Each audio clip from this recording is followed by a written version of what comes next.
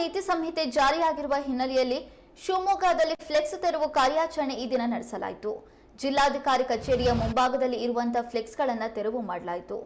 ಶಿವಮೊಗ್ಗ ನಗರದ ಹಲವು ಕಡೆ ಫ್ಲೆಕ್ಸ್ ಹಾಕಲಾಗಿದ್ದು ಎಲ್ಲವನ್ನ ತೆರವು ಮಾಡೋದಾಗಿ ಜಿಲ್ಲಾಡಳಿತ ತಿಳಿಸಿದೆ.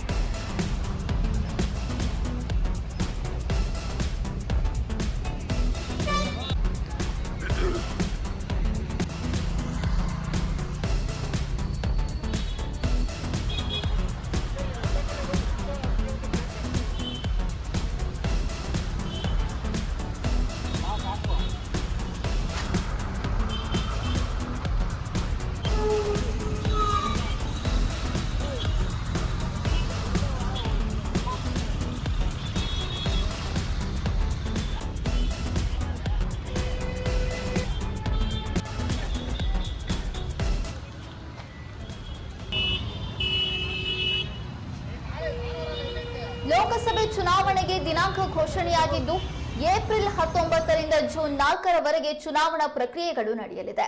ಆ ಹಿನ್ನೆಲೆಯಲ್ಲಿ ಅಂದ್ರೆ ಇವತ್ತು ಚುನಾವಣಾ ಆಯೋಗ ಮಾಧ್ಯಮಗೋಷ್ಠಿಯನ್ನು ನಡೆಸಿ ಯಾವಾಗಿನಿಂದ ಚುನಾವಣಾ ದಿನಾಂಕವನ್ನ ಪ್ರಕಟ ಮಾಡಿತೋ ಅಂದಿನಿಂದ ಚುನಾವಣಾ ನೀತಿ ಸಂಹಿತೆ ಜಾರಿಯಾಗುತ್ತೆ.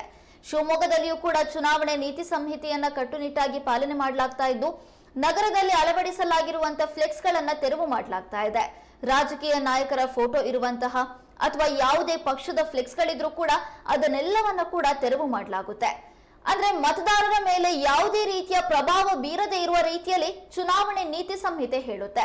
ಫ್ಲೆಕ್ಸ್ ಗಳನ್ನ ತೆರವು ಮಾಡೋದಾಗಿರ್ಬೋದು, ಆಮಿಷಗಳನ್ನ ಒಡೆದೇ ಇರೋದಾಗಿರ್ಬೋದು, ಅಥವಾ ಯಾರನ್ನೂ ವೈಯಕ್ತಿಕವಾಗಿ ಟೀಕೆ ಮಾಡೋ ಹಾಗಿಲ್ಲ.